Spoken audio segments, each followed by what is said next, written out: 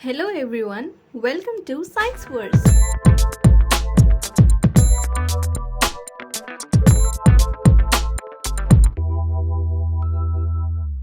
तो आज हम शुरू करने जा रहे हैं अपना second chapter is matter around us pure. तो आज का ये चैप्टर शुरू करने से पहले मैं आपको कुछ चीज़ों के केमिकल फार्मूलाज बताऊंगी और ये केमिकल फार्मूलाज का मतलब है कि उनको हम साइंस की भाषा में कैसे लिख सकते हैं या डिनोट कर सकते हैं।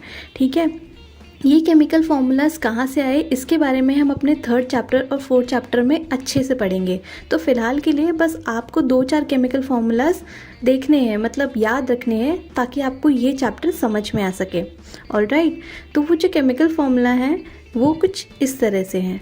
जैसे हम वाटर को लिखते हैं H2O, ऑलराइट, कार्बन डाइऑक्साइड को लिखते हैं CO2, ऑक्सीजन को लिखते हैं O2 मतलब oxygen gas, and hydrogen gas को लिखते हैं H2, और जो हम नमक खाते हैं, जो मतलब जो सब्ज़ी में नमक डाल के खाते हैं, सॉल्ट, तो that common salt is NaCl। तो आगे आने वाले चैप्टर्स में हम इसी तरह से इन सब चीज़ों को रिप्रेजेंट करेंगे।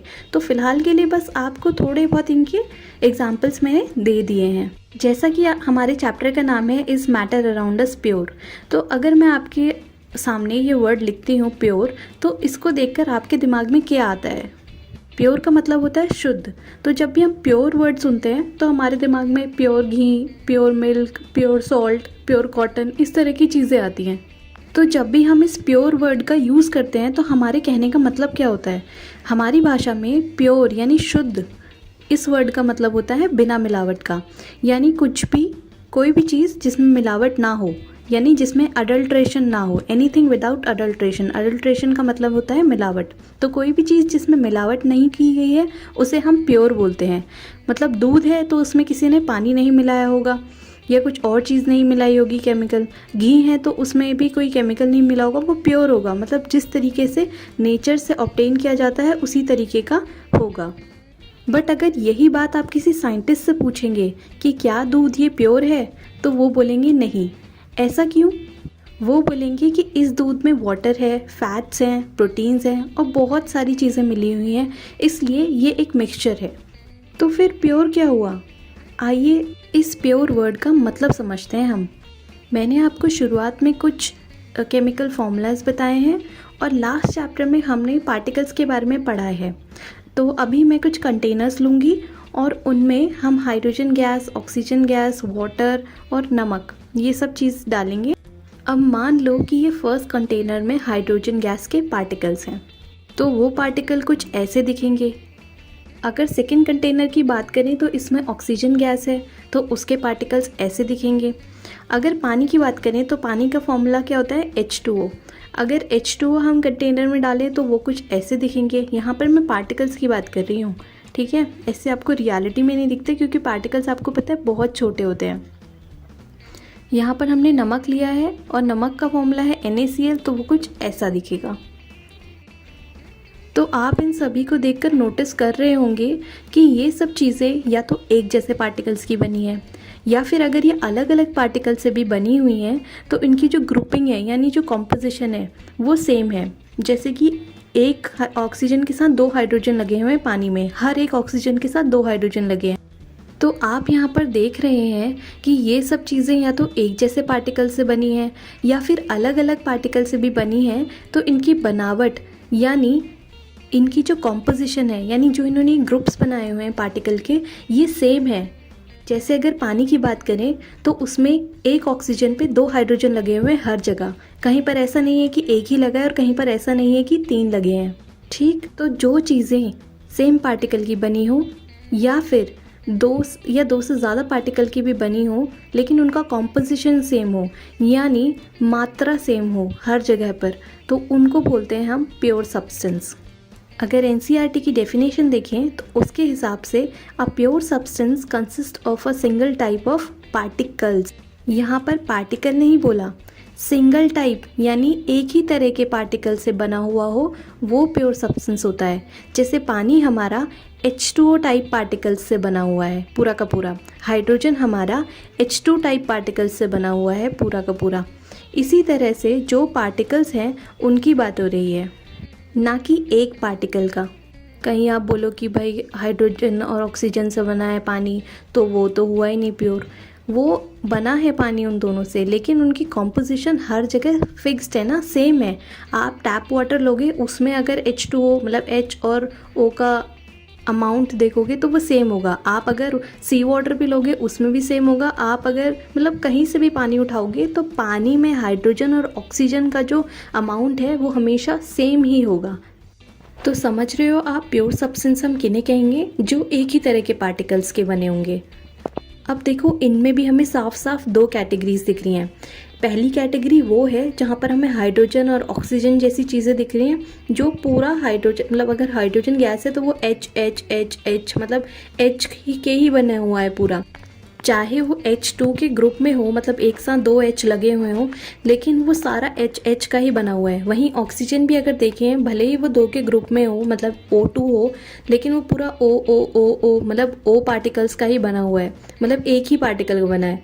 तो वो पूरा का पूरा जो एक ही पार्टिकल का बना है, इनको कहते हैं हम एलिमेंट्स। क्या कहते हैं? एलिमेंट्स। प्योर सब्सटेंस के अंदर पहली चीज़, पहली कैटेगरी एलिमेंट्स।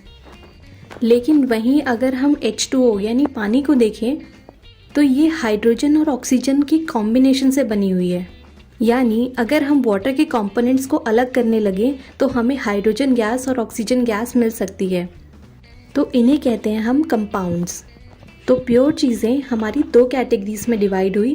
पहली एलिमेंट्स, जो एक सिंगल तरह के पार्टिकल से बने होंगे, और दूसरे हमारे कंपाउंड्स, जिनको तोड़ने पर यानी जिनके कंपोनेंट्स को अलग अलग करने पर हमें एलिमेंट्स मिलते हों, क्योंकि हाइड्रोजन और ऑक्सीजन भी तो एलिमेंट्स है ना।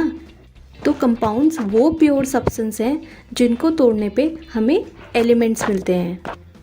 चलिए, अब ये तो बात रही प्योर सब्सटेंस की। तो फिर हमारा दूध इम्प्योर कैसे हुआ, या फिर दूध को मिक्सचर कैसे बोला गया? अब देखो, ये है आपकी भैंस का दूध और ये है रामू की भैंस का दूध। दोनों ने एकदम प्योर दूध लाकर रखा है यहाँ पर, मतलब इसमें किसी तरह की कोई मिलावट यानी एडल्ट्रेशन नहीं की गई है। अब अगर हम इनकी कॉम्पोजिशन देखेंगे तो आपकी भैंस के 1 लीटर दूध में मिला थोड़ा पानी, मतलब जो पहले से ही नेचुरल जो पानी होता है दूध में, वो वाला पानी आपने मिक्स नहीं किया। थोड़ा पानी मिला, 7 ग्राम प्रोटीन मिला, 9 ग्राम फैट मिला, 2 ग्राम अदर जो चीज़ें होती हैं, और 14 ग्राम शुगर मिला। ठीक। और जब हमने रामू की भैंस के 1 लीटर दूध को लिया और उसका टेस्ट किया तो उसमें मिला 9 ग्राम प्रोटीन, 8 ग्राम फैट, 3 ग्राम अदर सब्सटेंस और 10 ग्राम शुगर। अब दोनों चीज़ों को बोलेंगे क्या हम? ये भी दूध है, ये भी दूध है, ये भी प्योर दूध है क्योंकि इसमें किसी तरह की मिलावट नहीं है, और ये भी प्योर दूध है, इसमें भी किसी तरह की मिलावट नहीं है। पर इनकी कॉम्पोजिशन जो है वो एक दूसरे से काफ़ी अलग है। पर उस कॉम्पोजिशन के अलग होने से ऐसा तो नहीं है कि ये दूध कुछ और बन गया, नहीं। तो आप समझ रहे हो कि जो मिक्सचर है ना, उसमें फ़र्क नहीं पड़ता कि थोड़ा बहुत अगर चीज़ें ऊपर नीचे हो जाती हैं तो बस उसमें वो चीज़ें होनी चाहिए। लेकिन प्योर सब्सटेंस में अगर एक भी चीज़ गायब हुई तो पूरा का पूरा मामला जो है गड़बड़ा जाता है, कोई और चीज़ बन जाएगी उसकी जगह फिर। सिमिलरली जब हम अपने घरों में चाय बनाते हैं या नींबू पानी बनाते हैं तो उस वक्त स्केल, पेंसिल, वेइंग मशीन लेके थोड़ी जाते हैं सब चीज़ें उसमें एक्यूरेटली डालने के लिए। अंदाजे से चीज़ें डाल देते हैं और वो भी बन ही जाता है नींबू पानी। ज़रूरी थोड़ी अगर कल आपने नींबू पानी में इतने क्रिस्टल्स डाले थे तो आज भी आप चीनी के उतने ही क्रिस्टल डालोगे, गिन के थोड़ी डालते हैं ना। तो चाय, नींबू पानी, मिल्क, ये सभी एग्जाम्पल्स हैं हमारे मिक्सचर के। तो अब अगर आप अपने आसपास जितना बड़ा मैटर है उसको देखोगे ना, तो या तो वो प्योर सब्सटेंस होगा, बिल्कुल ही एक ही चीज़ का बना होगा, या फिर वो अलग अलग चीज़ों का मिक्सचर होगा। ठीक। तो कॉम्पोजिशन के बेसिस पे हम मैटर को 2 तरह से डिवाइड कर सकते हैं।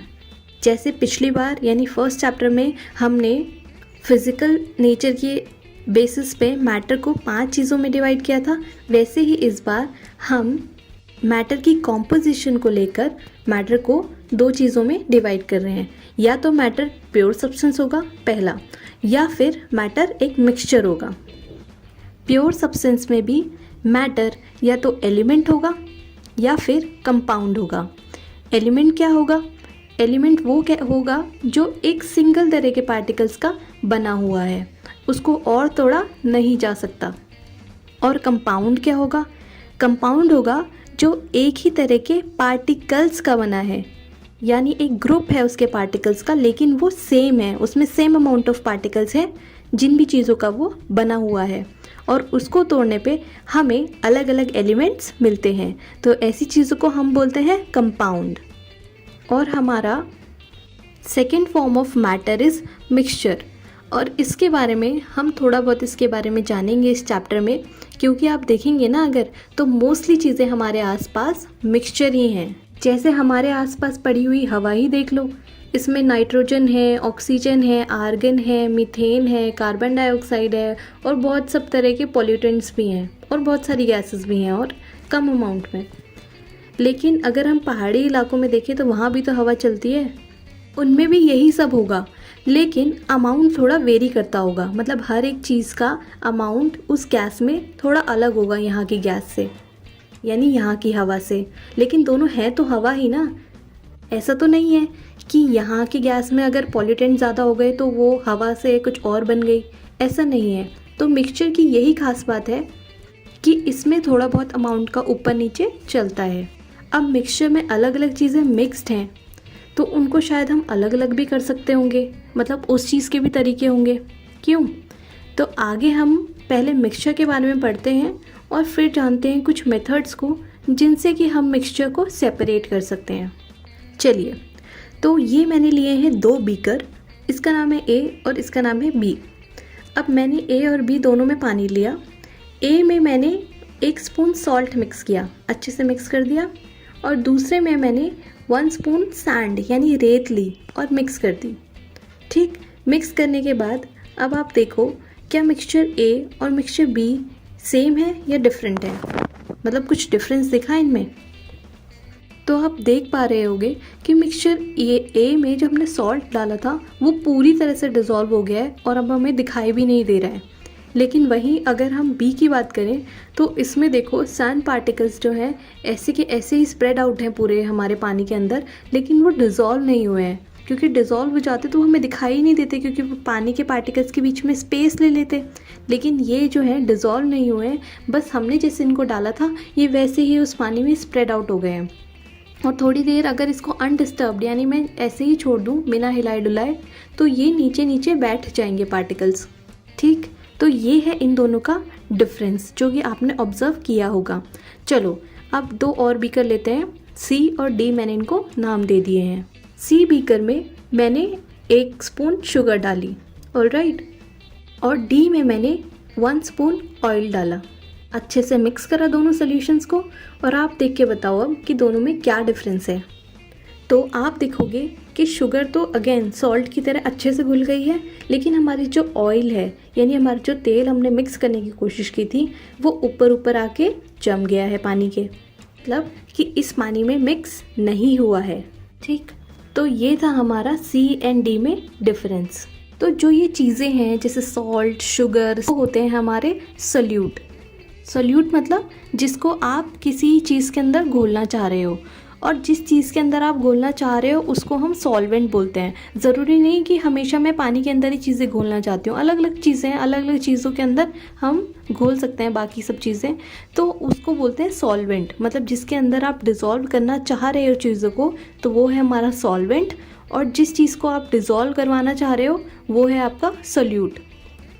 तो हमने देखा इन चारों बीकर्स में कि A और C जो हमारे बीकर हैं उसमें हमने जो सोल्यूट डाला था, A में हमने कौन सा सोल्यूट डाला था फटाफट बताओ? Salt, correct. और C में हमने डाला था शुगर, राइट। तो A और C जो बीकर हैं उनमें जो है ना सोल्यूट हमारे सॉल्वेंट के बीच में आराम से डिज़ोल्व हो गए हैं। तो ऐसे सॉल्यूशंस यानी ऐसे मिक्सचर्स को हम सॉल्यूशंस या ट्रू सॉल्यूशंस बोलते हैं, जिसमें चीज़ें आराम से पूरी डिज़ोल्व हो जाती हैं। तो ऐसों को हम क्या बोलते हैं? सॉल्यूशन बोलते हैं। अब अगर आप ये नमक का पानी चाहे इस एंड से टेस्ट करोगे या इस एंड से टेस्ट करोगे तो इन दोनों में ही आपको जो आपका सॉल्ट है ना, अगर अच्छे से पूरे पानी में घुला हुआ है तो आपको दोनों में सॉल्ट का टेस्ट बराबर आएगा। मतलब सॉल्ट के पार्टिकल्स इस पानी के पार्टिकल्स के बीच में बिल्कुल इक्वली डिस्ट्रीब्यूटेड है। समझ रहे हो आप? ये सॉल्यूशन की खासियत है। तो इक्वली डिस्ट्रीब्यूटेड यानी सेम कॉम्पोजिशन है। सेम को हम एक वर्ड से डिनोट करते हैं होमो। तो जब ये ट्रू सॉल्यूशन बनता है तो इसके जो हर जगह जो कॉम्पोजिशन है ना सॉल्वेंट और सोल्यूट की वो सेम होती है, तो इसीलिए इसको होमोजीनियस सॉल्यूशन भी बोलते हैं। क्या बोलते हैं? होमोजीनियस सॉल्यूशन, क्योंकि इसकी composition through out the solution same रहती है। समझ लो, आप यहाँ से शुगर का पानी टेस्ट करोगे, यहाँ से पानी का शुगर का टेस्ट करोगे तो सेम आएगा। ऐसा नहीं है कहीं आपको चीनी ज़्यादा और कहीं कम लगेगी। अगर आपने अच्छे से डिज़ोल्व किया है तो अच्छे से डिज़ोल्व किया तभी आपका ट्रू सॉल्यूशन होगा और तभी वो एक होमोजीनियस सॉल्यूशन होगा। और वहीं अगर हम बात करें अपने बीकर बी और डी की, तो इसमें जो हमने सैंड और ऑयल डाला है, मतलब बी में हमने जो सैंड डाला है वो भी मिक्स नहीं हुआ प्रॉपर, और जो हमने डी में हमने ऑयल डाला है वो भी प्रॉपर मिक्स नहीं हुआ है। मतलब हमारे जो सोल्यूट है जो हमने डाला था वो सॉल्वेंट में तो घुला ही नहीं। ठीक, तो अब इनकी कॉम्पोजिशन देखो, तेल सारा ऊपर ऊपर है और जो हमारी सैंड है वो सारी कहीं पे ज़्यादा है, मतलब बॉटम पे हमारी बहुत ज़्यादा है, और बीच बीच में थोड़े पार्टिकल्स उसके स्कैटर मतलब ये फैले हुए हैं, स्प्रेड आउट हुए हुए हैं। ठीक है, तो ये इस तरह के जो सॉल्यूशन होते हैं जहाँ पर सोल्यूट जो है ना अनइवनली डिस्ट्रीब्यूटेड होता है, मतलब कहीं पर भी पड़ा हो, मतलब अमाउंट जो है उसका कम ज़्यादा होता है सॉल्यूशन में। तो ऐसे जो हमारे मिक्सचर्स होते हैं ना इनको हम बोलते हैं हेट्रोजीनियस। हेट्रो का मतलब होता है डिफरेंट, यानी डिफरेंट कॉम्पोजिशन है। तो ऐसे हमारे जो मिक्सचर्स होते हैं उनको हम बोलते हैं हेट्रोजीनियस मिक्सचर्स। तो मिक्सचर की दो अब हमने कैटेगरीज बना ली, जैसे होमोजीनियस मिक्सचर्स और हेट्रोजीनियस मिक्सचर्स। होमोजीनियस में जैसे आपका ट्रू सॉल्यूशन आ गया, ट्रू सॉल्यूशन जैसे आपका सॉल्ट सॉल्यूशन, जो चीज़ें पूरी तरह से डिजॉल्व हो जाती हैं अपने सॉल्वेंट में। और हेट्रोजीनियस में आ गया जो चीज़ें आपकी मिक्स नहीं हुई आपके सॉल्वेंट में। इसके अलावा अगर आप सॉल्ट, सोल्यूट और अपने सॉल्वेंट की डेफिनेशन एक और दूसरे नज़रिए से भी देखोगे तो आपको पता है कि आप अगर पानी में नमक घोलने जा रहे हो तो आप नमक कम लोगे और पानी ज़्यादा लोगे, राइट। ऐसा तो नहीं है कि आप 1 चम्मच पानी लोगे और उसमें कम से कम 6-7 चम्मच नमक घोलने की कोशिश करोगे, नहीं ना। तो इसकी एक और डेफिनेशन भी ऐसे बनती है। पहली तो मैंने आपको बता दी कि जिस चीज़ को हम डिज़ोल्व करना चाहते हैं, ठीक है, वो हमारा सोल्यूट होगा, और जिस चीज़ में हम डिज़ोल्व करना चाहते हैं वो आपका सॉल्वेंट होगा। इसी की दूसरी डेफिनेशन भी ऐसे बन सकती है कि जो चीज़ कम अमाउंट में है, ठीक है, अगर मैं सॉल्ट घोलना चाहती हूँ तो उसको कम अमाउंट में लूँगी ना, तो जो चीज़ कम अमाउंट में है वो आपका सोल्यूट है, और जिसमें आप उसको घोलोगे उसका अमाउंट ऑब्वियसली ज़्यादा होगा। तो जो आपका सॉल्यूशन में अमाउंट में ज़्यादा है, ठीक है, सॉल्यूशन में जिसका अमाउंट ज़्यादा है वो आपका सॉल्वेंट है, और जिसका अमाउंट कम है वो आपका सोल्यूट है। तो और एक सोल्यूट और सॉल्वेंट मिलके क्या बनाते हैं? सॉल्यूशन। तो इस तरीके से भी हम सोल्यूट और सॉल्वेंट को समझ सकते हैं। तो अभी तक हमने जो एग्जाम्पल देखे ना उसमें आपने ज़्यादातर यही देखा कि मैंने एक सॉलिड के सॉलिड पार्टिकल्स लिए और उसको मैंने एक लिक्विड में डिज़ोल्व करने की कोशिश करी, राइट, और उससे हमारा सॉल्यूशन बना। तो क्या ये अदर स्टेट ऑफ मैटर के लिए, जैसे कि गैस या फिर सॉलिड्स के लिए भी पॉसिबल है कि वो दूसरी चीज़ों के साथ मिक्स हो सकें?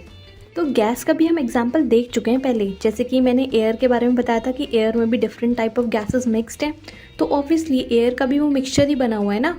तो क्या इसी तरीके से सॉलिड्स के लिए भी ऐसा पॉसिबल होगा कि वो दूसरे सॉलिड के साथ मिक्स होके कुछ नया बनाए? तो ये बिल्कुल पॉसिबल है। हमारी ये जो मिक्सिंग हो रही है ना, ये स्टेट ऑफ मैटर पे डिपेंड नहीं करता, ये डिपेंड करता है पार्टिकल पे, ठीक है। और पार्टिकल्स तो आपको पता है सॉलिड में भी होते हैं, लिक्विड में भी होते हैं और गैस में भी होते हैं। तो पार्टिकल लेवल पे ये जो इंटरमिक्सिंग हो रही है वो तो लिक्विड में भी हो सकती है, गैस में भी हो सकती है और सॉलिड्स में भी हो सकती है। तो इसका एक बहुत अच्छा एग्जाम्पल है एलॉयज़। एलॉयज़ क्या होते हैं? आपने अपनी प्रीवियस क्लासेस में थोड़ा बहुत मेटल और नॉन मेटल के बारे में पढ़ा होगा, राइट। तो जो चीज़ें इजीली एक से दूसरे फॉर्म में कन्वर्ट की जा सकती हैं, या फिर जो चीज़ें शाइनी होती हैं, साउंड प्रोड्यूस करती हैं, ऐसी चीज़ों को हम क्या बोलते हैं? मेटल बोलते हैं। और जो चीज़ें डल होती हैं और साउंड नहीं प्रोड्यूस करती हैं या फिर मारने पे पाउडरी सब्सटेंस में चेंज हो जाती हैं, ऐसी चीज़ें हमारी जनरली नॉन मेटल्स के अंदर आती हैं।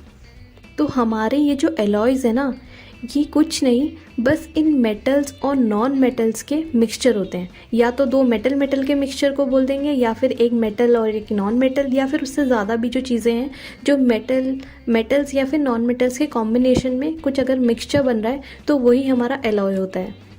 अब आपने सभी ने स्टील तो देखा होगा, स्टील के बर्तन होते हैं हमारे घरों में। तो ये जो स्टील है ये भी एक मिक्सचर है, वो भी दो सॉलिड्स का। हाँ जी, एक जिसमें से आपका मेटल है और दूसरा आपका नॉन मेटल है, यानी आपका आयरन यानी लोहा और आपका कार्बन जो कि नॉन मेटल है। तो इन दोनों के मिक्सचर से आपका स्टील बनाया गया है। आपने देखा होगा स्टील आयरन से कंपैरेटिवली हल्का होता है, ठीक है, और आयरन पे ना जंग लगता है लेकिन स्टील पे नहीं लगता। तो हमने क्या करा, दो चीज़ों को मिक्स करा इस तरीके से कि हम एक बेहतर चीज़ बना सकें जो मज़बूत हो लोहे की तरह और लाइट वेट हो या फिर इजीली ख़राब ना होने वाली हो कार्बन की तरह। ठीक, तो हम ऐसे सॉलिड्स को मिक्स करके नई चीज़ बनाते हैं, ताकि मतलब न्यू तो नहीं है लेकिन क्योंकि वो उसी की प्रॉपर्टी दिखाता है, लेकिन ऐसी चीज़ है जो उनसे थोड़ी सी बेहतर है, उनकी दोनों की प्रॉपर्टीज़ लेके थोड़ी उनसे बेहतर बनेगी। सिमिलरली आपका जो ब्रास है यानी जिसको हम हिंदी में पीतल कहते हैं, वो भी आपका दो मेटल्स का बना है, जिंक और कॉपर, जिसमें कि 30% आपका जिंक लगता है और 70% आपका कॉपर लगता है। इसी तरीके से ब्रॉन्ज मेडल वगैरह सुने हैं ना आपने, तो ये जो ब्रॉन्ज है ये भी आपका कॉपर और टिन का बना होता है, जिसमें कि 88% आपका कॉपर जो कि एक मेटल है और टिन वो भी एक मेटल है। तो आपका 12% उसमें टिन लगा है और 88% उसमें कॉपर लगा है। तो इस तरीके से दो सॉलिड्स को आपस में मिक्स करके एक मिक्सचर बनाया जा सकता है। ऑलराइट, तो अगर आपसे कोई पूछे कि सॉलिड का मिक्सचर बन सकता है तो बिल्कुल बन सकता है।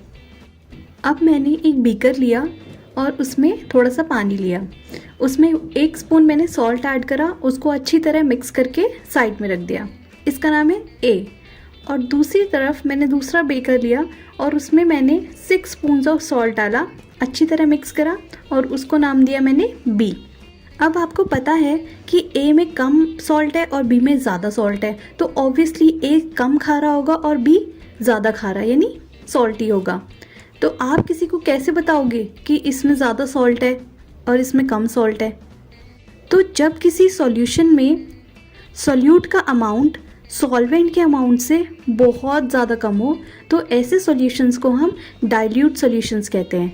और वहीं अगर सॉल्यूट का अमाउंट सॉल्वेंट के अमाउंट से ज़्यादा कम नहीं है तो उसे हम कहते हैं कॉन्सेंट्रेटेड सॉल्यूशन। तो हमारा ए है जो, ये हमारा एक डाइल्यूट सॉल्यूशन है क्योंकि इसमें सॉल्यूट बहुत कम है, और बी हमारा एक कॉन्सेंट्रेटेड सॉल्यूशन है क्योंकि इसमें हमने ज़्यादा सॉल्यूट ऐड करा है। ठीक, तो आप बता सकते हैं कि कौन सा सॉल्यूशन कॉन्सेंट्रेटेड होगा और कौन सा सॉल्यूशन डाइल्यूट होगा। तो अब मैं बी में 5 स्पून सॉल्ट और ऐड कर रही हूँ, ठीक है, और इसको अच्छे से मिक्स कर दिया। अब एक और स्पून डाला, ये भी मिक्स हो गया, लेकिन अगला स्पून जो मैंने डाला वो मिक्स नहीं हुआ। ऐसा क्यों हुआ होगा? क्योंकि जब इसने 6 स्पून के ऊपर 5 स्पून और ले लिए, मतलब वो भी मिक्स हो गया, फिर 1 स्पून और डाला, वो भी मिक्स हो गया। तो जब सब अच्छे से मिक्स हो रहा है तो अब ये जो मैंने अगला स्पून डाला है ये क्यों नहीं मिक्स हुआ?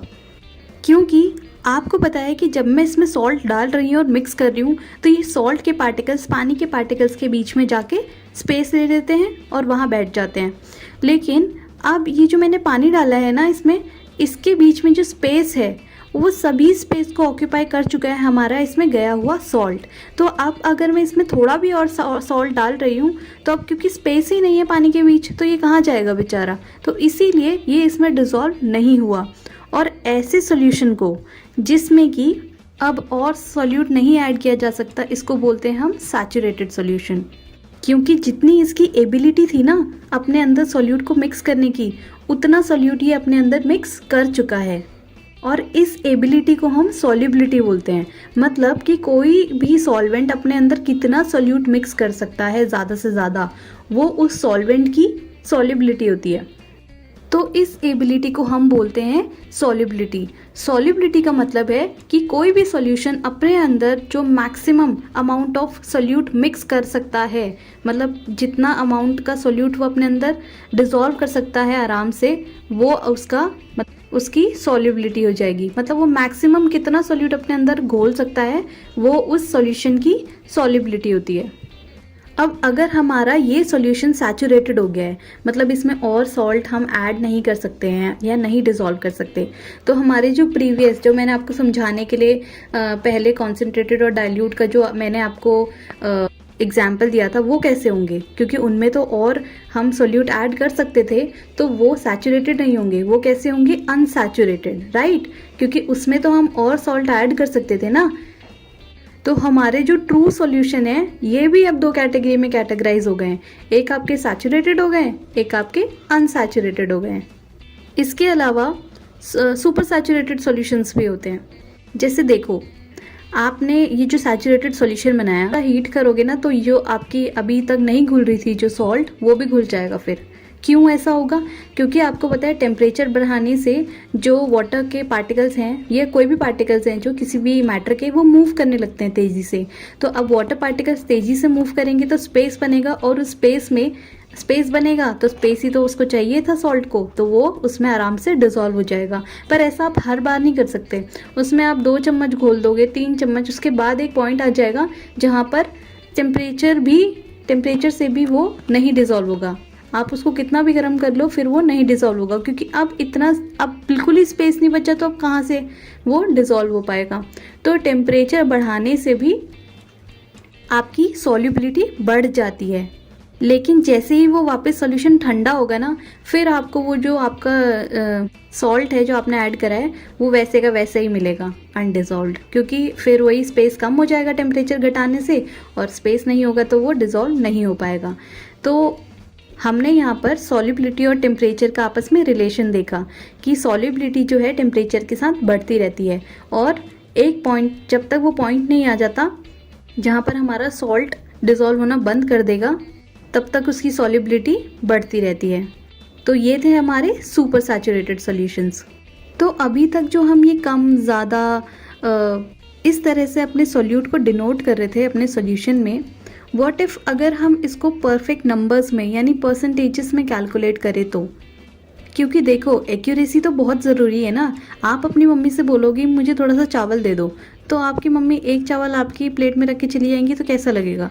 तो आपको थोड़ा एक्यूरेट होना पड़ेगा ना, कि मम्मी 2 चम्मच चावल डाल दो या 4 चम्मच चावल डाल दो।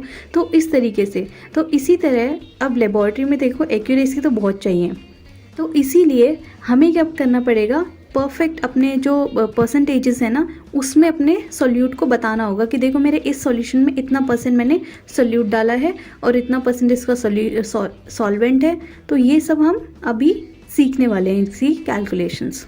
अब कैलकुलेशन सुन के डर मत जाना, बहुत सिंपल कैलकुलेशन है, मतलब छठी का बच्चा भी कर ले। चलो, तो मानते हैं कि हमने 10 ग्राम सॉल्ट को 90 ग्राम पानी में डिसॉल्व करा, ठीक है।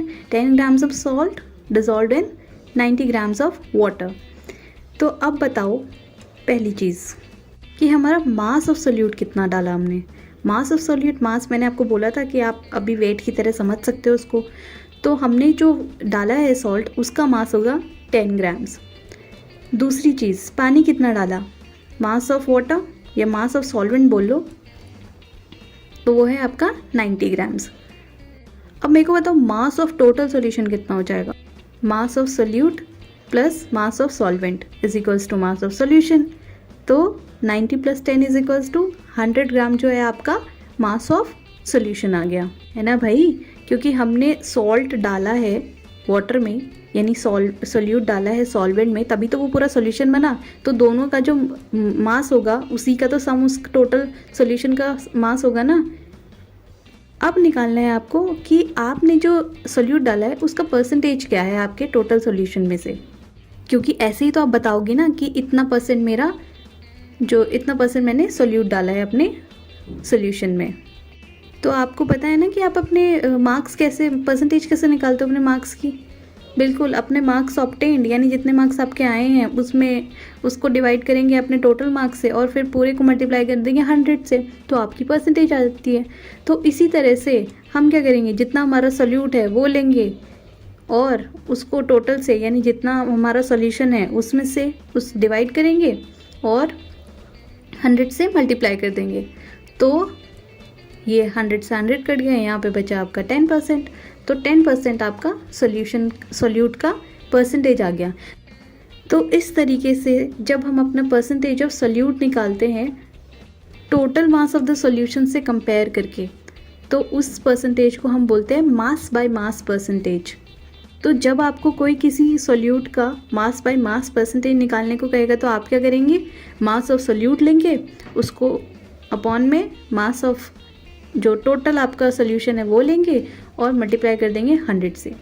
अब अगर आपको कोई बोल दे कि मास बाय वॉल्यूम परसेंटेज निकालो, तो अब देखो मास बाय वॉल्यूम ये तो समझ ही आ रहा है, मतलब ऊपर क्या लिखना है, सोल्यूट का मास लिखना है, नीचे वॉल्यूम ऑफ द सोल्यूशन। अब जो वो पूछ रहा है ना आपसे, तो वो क्वेश्चन में वॉल्यूम भी देगा ही, या वॉल्यूम से रिलेटेड कोई ऐसी चीज़ दे देगा जिससे आप वॉल्यूम निकाल सको। ठीक, तो आपको क्या करना है, मास ऑफ सोल्यूट रखना है और उसके अपॉन में वॉल्यूम ऑफ सोल्यूशन रखेंगे और 100 से मल्टीप्लाई कर देंगे। तो इसी तरह आपका मास बाय वॉल्यूम भी निकल जाएगा। और तीसरा आ जाता है आपका वॉल्यूम बाय वॉल्यूम। अब देखो ये भी नाम से ही क्लियर है कि वॉल्यूम ऑफ सोल्यूट रखना है हमें अपॉन में वॉल्यूम ऑफ सोल्यूशन इनटू 100। चलो इसी के ऊपर एक क्वेश्चन कर लेते हैं। A solution contains 20 gram of sugar in 60 gram of water. एक सोल्यूशन है जिसमें कि 20 ग्राम्स हमने शुगर डिज़ोल्व करी है 60 ग्राम्स वाटर में। यहाँ पर आपको कैलकुलेट करना है mass by mass percentage of the solution. तो मास बाय मास फटाफट पॉज करो और निकाल के बताओ मुझे, और यहाँ पर हम भी निकालते हैं। तो मास ऑफ द सोल्यूट आपको पता है कितना है, 20 grams. Mass of the solvent आपको ये भी पता है कि क्वेश्चन में दिया हुआ है 60 ग्राम्स। तो मास ऑफ द सोल्यूशन क्या हो जाएगा, क्या हो जाएगा बताओ। Obviously mass of solute plus mass of solvent करेंगे तो ये हो जाएगा हमारा 20 + 60 = 80 ग्राम्स। अब आपको निकालना है मास बाय मास परसेंटेज। तो मास बाय मास परसेंटेज का मतलब है कि मास ऑफ सोल्यूट अपॉन में मास ऑफ सोल्यूशन इनटू 100। तो मास ऑफ सोल्यूट कितना है आपका 20 और मास ऑफ सोल्यूशन 80 इनटू 100, तो ये आ जाएगा आपका 25%। तो ये सब रहा अभी तक हमारा होमोजीनियस मिक्सचर के बारे में। अब हम आ जाते हैं अपने हेट्रोजीनियस मिक्सचर पे। भूल तो नहीं गए आप, किसको बोला था हमने हेट्रोजीनियस मिक्सचर?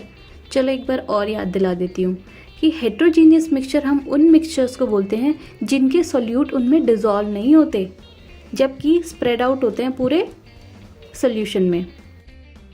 तो जैसा कि हमने अपने बीकर बी में देखा था, जहाँ पर हमने अपना सैंड जो है ना वो पानी के अंदर मिक्स करने की कोशिश की थी, तो वहाँ पर हमने देखा, ये तो देख के हमें पता चल गया कि देखो सैंड तो वाटर के अंदर डिज़ोल्व हुई नहीं है, क्योंकि इसीलिए तो वो उसमें तैर रही है ना, या फिर नीचे सेटल हो गई है।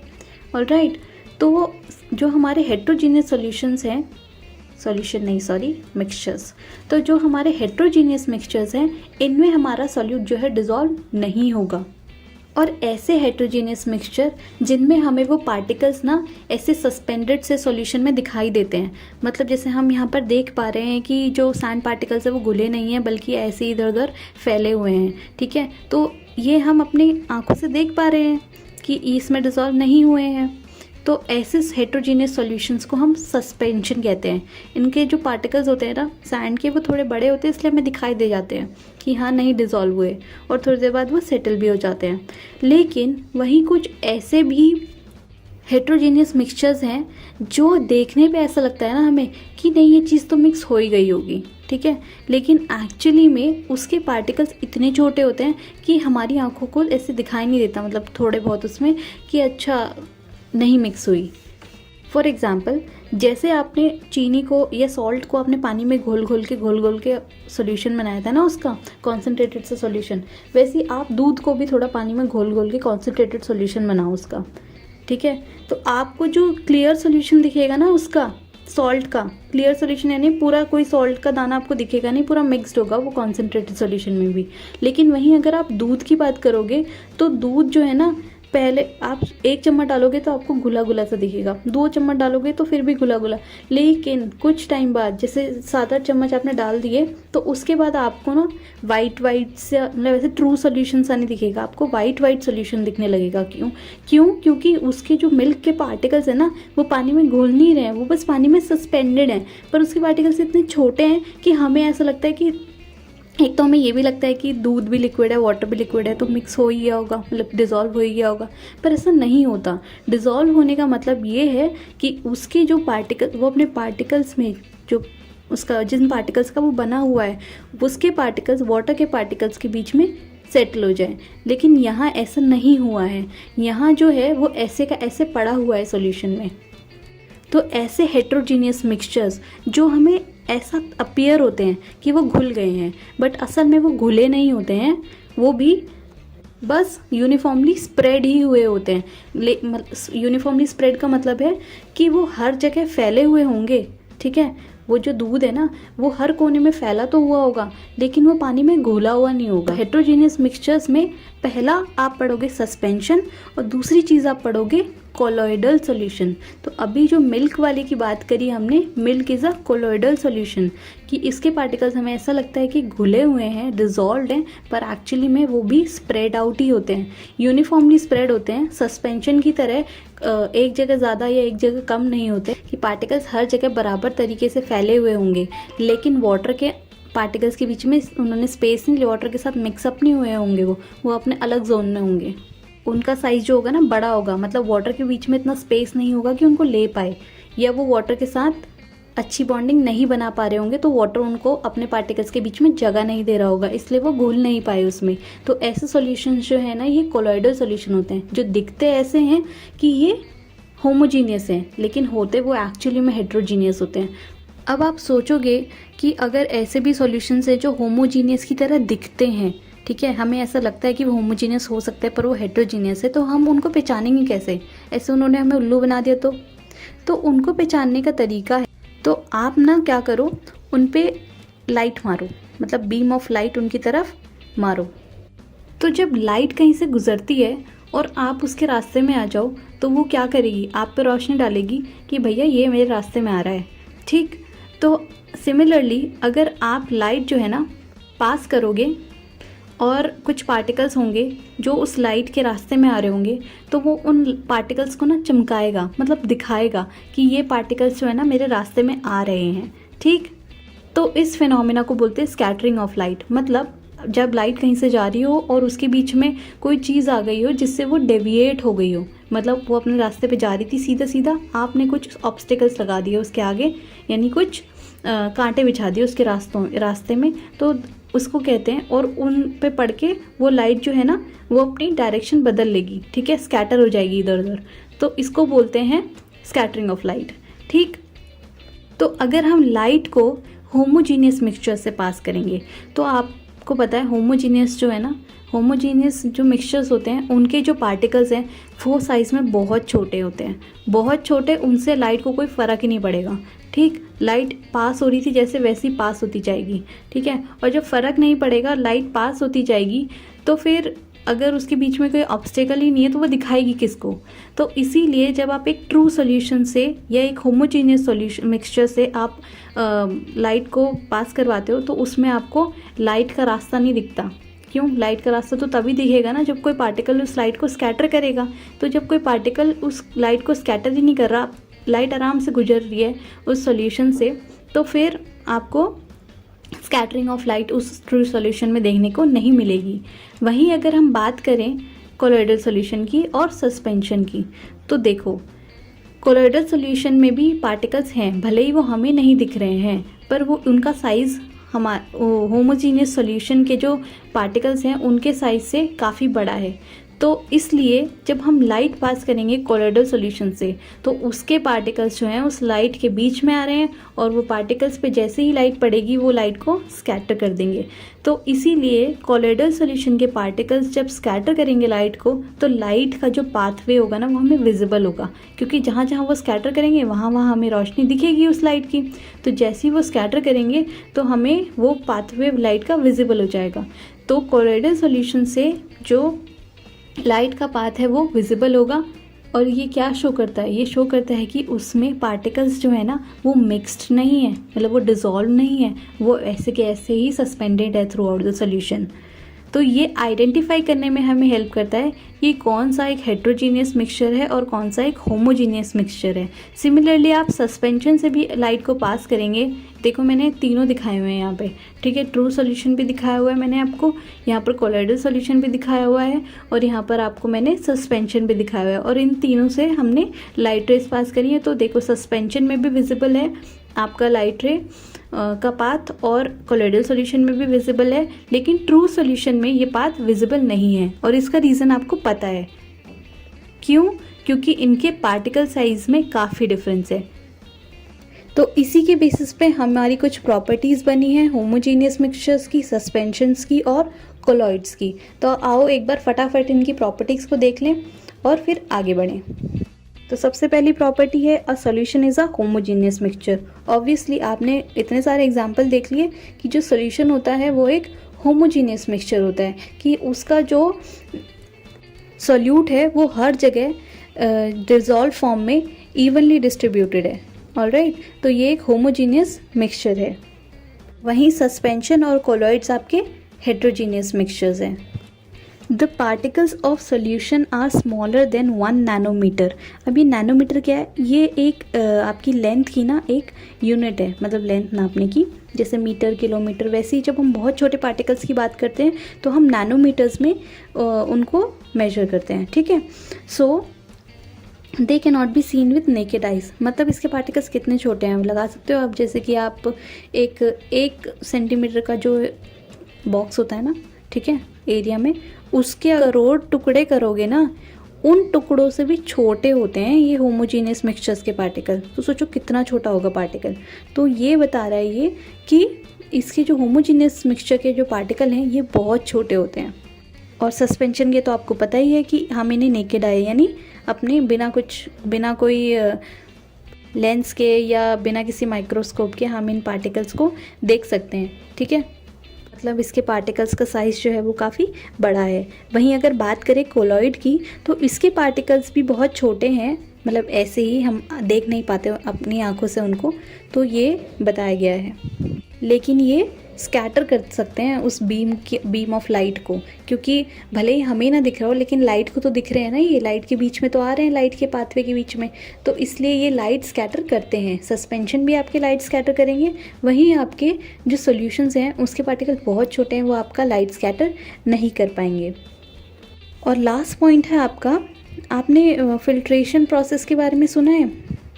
फिल्ट्रेशन का मतलब होता है छानना, ठीक है, किसी के थ्रू, मतलब कोई फिल्टर पेपर जैसे हम लेबॉर्ट्री में यूज़ करते हैं, तो फिल्टर पेपर के थ्रू जैसे किसी चीज़ को छान रहे हैं, या जैसे कपड़े के थ्रू ही जैसे कोई लिक्विड है तो उसको छान रहे हैं।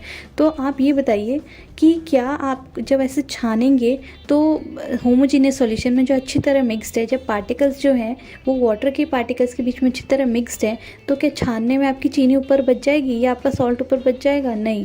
तो होमोजीनियस जो मिक्सचर्स है ना, ये फिल्ट्रेशन की प्रोसेस से अलग नहीं किए जा सकते हैं, क्योंकि इसके पार्टिकल्स बहुत छोटे हैं। आराम से जब पानी निकल रहा है तो वो आराम से सॉल्यूट पार्टिकल्स भी निकल जाएंगे, क्योंकि उन्हीं के बीच तो घुले हुए हैं।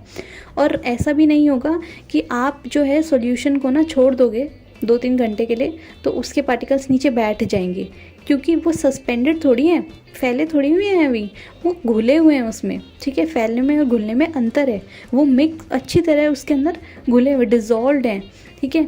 तो अगर आप सॉल्यूशन को छोड़ दोगे तो वो भी वो डिज़ोल्व्ड ही रहेंगे, अनलाइक आपका सस्पेंशन। अगर आप सस्पेंशन यानी आप सैंड एंड वाटर वाले सॉल्यूशन को अगर आप छोड़ दोगे 2-3 घंटे के लिए तो आपकी सैंड सारी नीचे बैठ जाएगी, ठीक है।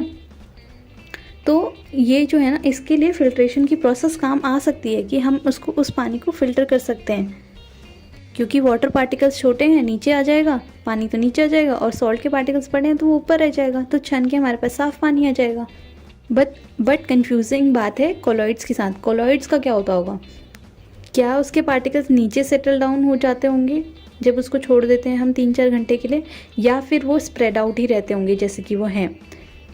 तो इसका आंसर है कि वो जो कोलॉइड्स है ना, वो मतलब ऐसे तो वो मिक्स नहीं हुए हैं उसके अंदर, मतलब घुले हुए नहीं है, वो डिज़ोल्व फॉर्म में नहीं है, लेकिन स्प्रेड आउट है।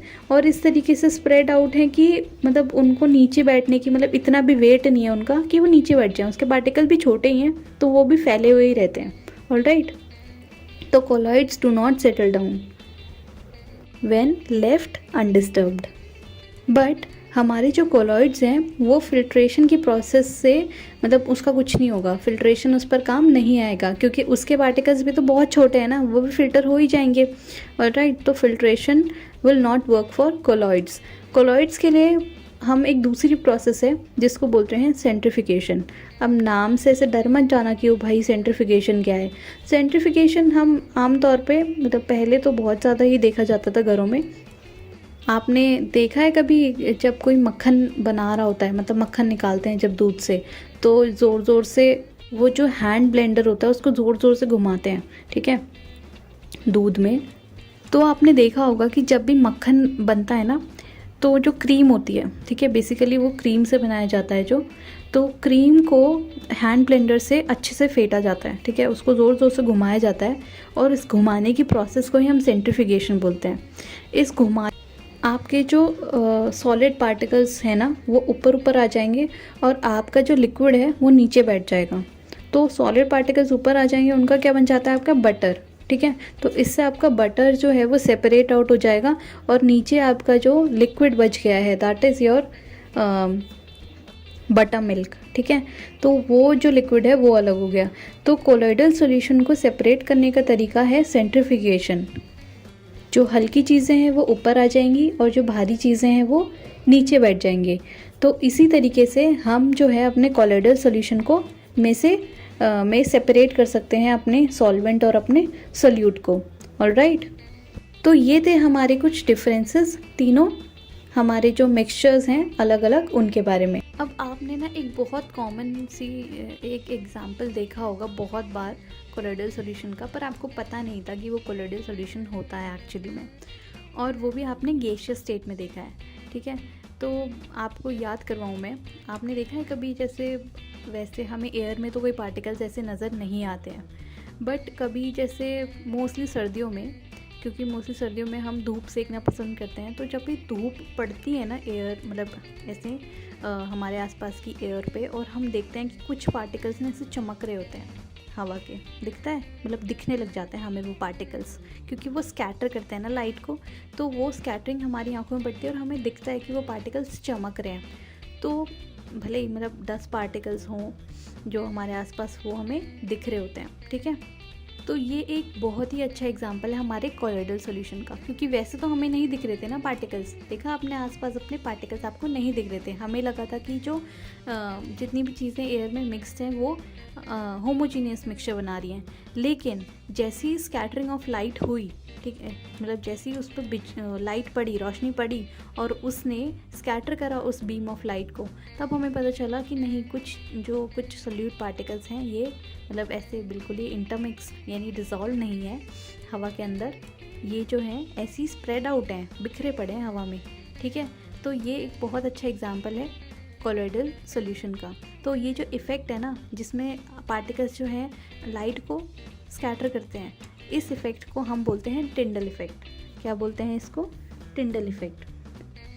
टिंडल इफ़ेक्ट के देखो मैंने बहुत अच्छी पिक्चर्स दिखाई हुई हैं, ये बहुत अच्छे से, मतलब जैसे जंगलों वंगलों में भी दिखता है, ठीक है। जब आपने लाइव देखा हुआ है, उस चीज़ को एक्सपीरियंस किया और नहीं किया है, तो प्लीज़ एक्सपीरियंस करना, क्योंकि बहुत प्यारा लगता है वो देखने में, ठीक। तो ये रही कोलॉइडल सॉल्यूशन की बात। अब देखो, हम कोलॉइडल सॉल्यूशन तो बोल रहे हैं, पर एक्चुअली में हमें भी पता है कि ये सॉल्यूशन एक, मतलब सॉल्यूशन नहीं है, ठीक है, हेट्रोजीनियस मिक्सचर है। तो अब जब ये ऐसा है, तो अब इसके पार्टिकल्स को हम सॉल्यूट तो बोलेंगे नहीं, और इसके जिसमें ये घुलना चाह रहा है पर घुल नहीं पा रहा है, ठीक है, मतलब स्प्रेड आउट है लेकिन डिज़ोल्व नहीं है, वो जो मीडियम है, ठीक है, उसको हम क्या बोलेंगे? सॉल्वेंट तो बोल नहीं सकते क्योंकि घुला तो है नहीं उसमें। तो हम जो सॉल्यूट लाइक है ना, मतलब जैसे कि हम जैसे उसमें सॉल्यूट की बात करते हैं अपने सॉल्यूशन में, तो उसी तरह जो चीज़ इसमें घुलने की कोशिश कर रही है, ठीक है, वो है आपका डिस्पर्स्ड फेज। जैसे मैं आपको जैसे अभी मैंने टिंडल इफेक्ट वाला एग्जांपल दिया था, तो उसमें जो आपके डस्ट पार्टिकल्स हैं ना, वो आपके हैं, उनको हम बोलेंगे डिस्पर्स्ड फेज। क्या बोलेंगे? Dispersed phase. और जिसमें वो घुलने की कोशिश कर रहे हैं, ठीक है, वो है आपका डिस्पर्सिंग मीडियम। तो एयर हो गया आपका डिस्पर्सिंग मीडियम। फर्स्ट फेज था हमारा सॉलिड, क्योंकि डस्ट पार्टिकल्स जो हैं वो हमारे सॉलिड के एग्जाम्पल है। और डिस्पर्सिंग मीडियम कौन थी? हमारी एयर, यानी वो क्या है? गैस। तो डिस्पर्स्ड फेज हमारा सॉलिड था और डिस्पर्सिंग मीडियम हमारा एक गैस था, ठीक है। तो इस तरीके से अलग अलग डिस्पर्सिंग फेज डिस्पर्स फेज और डिस्पर्सिंग मीडियम मिल के ना अलग अलग तरीके के कोलॉइड्स बनाते हैं। आओ थोड़े से एग्जांपल्स देखते हैं। तो आपने जनरली देखा होगा, ये है फॉग आपका, ठीक है। फॉग यानी कोहरा, सर्दियों में अक्सर कोहरा लग जाता है। ये है आपके ऑफ कोर्स आपकी फेवरेट बादल। और ये तीसरी चीज़ है आपकी धुंध यानी मिस्ट। तो इन तीनों में, ये तीनों कोलाइडल सॉल्यूशन के एग्जांपल्स हैं, ठीक है। तो ये तो हमें पता है कि इसमें एक इसका कंपोनेंट एयर होगा और दूसरा कंपोनेंट है इसका जो इसमें डिस्पर्स्ड है। ये एयर इसका डिस्पर्सिंग मीडियम है और इसमें डिस्पर्स्ड हैं छोटे छोटे लिक्विड के पार्टिकल्स, ठीक है। तभी ये बना रहा है फॉग, क्लाउड या और मिस्ट। तो ऐसा जो कोलॉइडल सॉल्यूशन है जिसमें लिक्विड एक्ट कर रहा है डिस्पर्स्ड फेज की तरह और डिस्पर्सिंग मीडियम की तरह एक्ट कर रही है गैस, तो ऐसे टाइप के कोलॉइड को हम बोलते हैं एरोसोल। क्या बोलते हैं? एरोसोल। और एरोसोल ही हम उसको भी बोलते हैं जिसमें कि अगर कोई सॉलिड पार्टिकल जो है ना हमारे गैस में अगर वो डिस्पर्स्ड है, तो जैसे कि आपका धुआं, ठीक है, तो या फिर आपका जो गाड़ियों से निकलने वाला धुआं है वो भी, ठीक है। तो इसमें क्या होता है, आपकी जो छोटे छोटे सॉलिड पार्टिकल्स हैं, जैसे कार्बन के पार्टिकल्स है बर्न करे हुए जो निकल रहे हैं बाहर, ठीक है, तो वो पार्टिकल्स आपके पूरे एयर में फैले हुए होते हैं। तो ये हैं, इनको भी हम आपका एरोसोल ही बोलते हैं, ठीक है। यहाँ पर डिस्पर्सिंग मीडियम है आपका गैस और डिस्पर्स्ड मीडियम जो उसमें स्प्रेड आउट हुआ है वो है सॉलिड। अब देखिए ये क्या है? आपकी शेविंग क्रीम। देखिए सबने अपने घर में शेविंग क्रीम, बिल्कुल। तो आपको क्या लगता है इसमें कौन सा डिस्पर्सिंग मीडियम होगा और कौन सा डिस्पर्स्ड मीडियम होगा? अब टच करने में तो ये लिक्विड यानी लिक्विड तो एक कंपोनेंट है इसका। आप देख रहे होंगे कि इसमें जो है ना बबल्स बनते हैं, ठीक है, बहुत सारे, और बबल्स के अंदर क्या भरा होगा? गैस।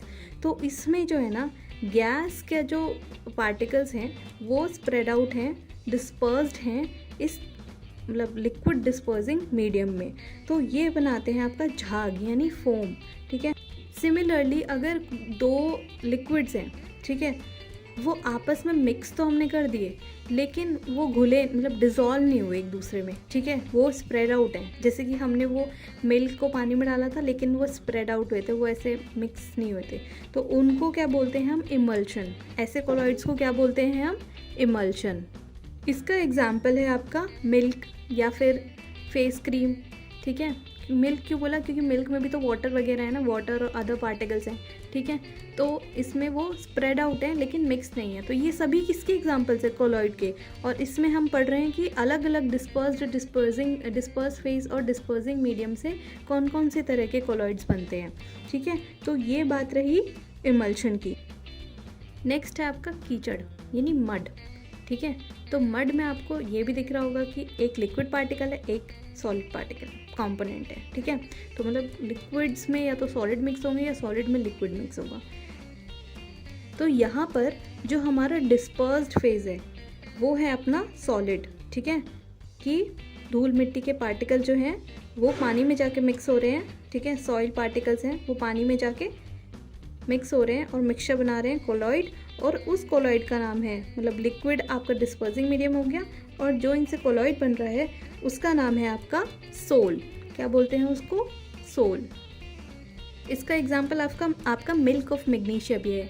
अब ये मिल्क ऑफ मैग्नीशिया क्या होता है? मिल्क ऑफ मैग्नीशिया ना एक एंटासिड होता है। एंटासिड मतलब जैसे आपको एसिडिटी होती है तो आप उसके लिए दवाई लेते हो, तो इनो वगैरह में ना आपका मिल्क ऑफ मैग्नीशिया होता है, ठीक है, एक केमिकल मान लो, ठीक है।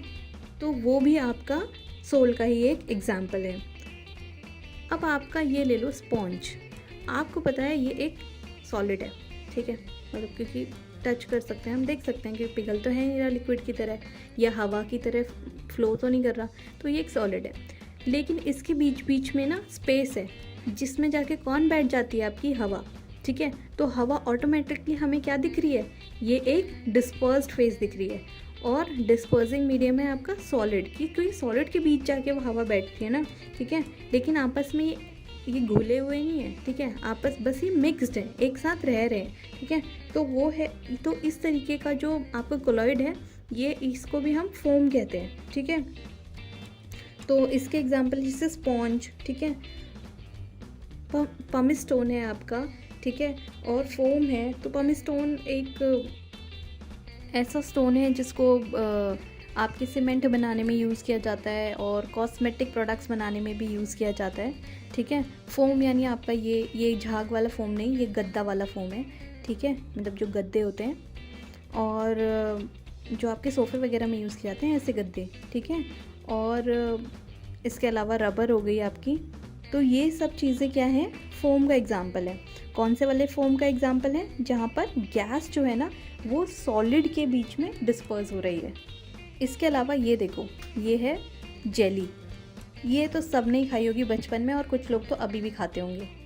इसके अलावा चीज़, बटर, ठीक, तो बटर तो हम सभी अभी खाते ही हैं, ठीक है, चीज़ भी खाते हैं।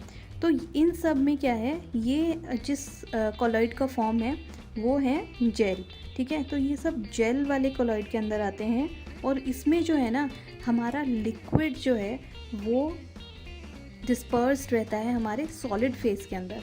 आपने जेली तो देखी है, उसको टच करके देखिए आप, वो लिक्विड की तरह पिघलती नहीं है, पर उसके अंदर जो है ना लिक्विड का स्वाद आता है, ठीक है, मतलब जैसे कुछ लिक्विड है अंदर, तो वो जो सॉलिड है उसके अंदर वो लिक्विड डिस्पर्स्ड है, ठीक है। तो इसको बोलते हैं हम अपना जेल।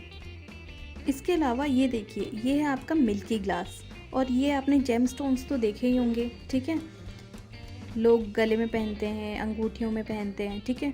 तो ये जो जेम स्टोन्स हैं या जो ये मिल्की ग्लास है, इनके अंदर भी ना एक्चुअली इनके अंदर दो सॉलिड्स आपस में इंटरमिक्स्ड है, ठीक है, मतलब मिक्सचर ऑफ सॉलिड्स है ये, ठीक है। तो सॉलिड जब एक सॉलिड जब दूसरे सॉलिड में डिस्पर्स हो रहा है, मिक्स मतलब घुल नहीं रहा है, डिस्पर्स यानी स्प्रेड आउट है, तो उसको हम बोलेंगे सॉलिड सोल, ठीक है।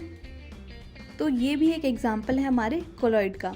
अब आप ये सोच रहे होंगे ना कि अभी हमने एलॉयज़ की बात करी, ठीक है, तो एलॉयज़ में भी तो दो सॉलिड आपस में मिक्स हो रहे थे, तो हमने यहाँ पर एलॉयज़ का एग्जांपल क्यों नहीं लिया?